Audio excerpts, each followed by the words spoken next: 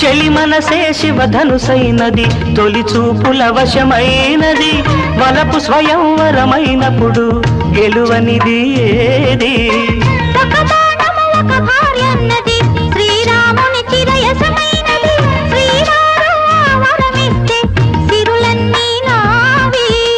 తొలి చుక్కవు నీవే, చుక్కానివి నీవే, తుదిదాకా నీవే, మరు జన్మకు నీవే.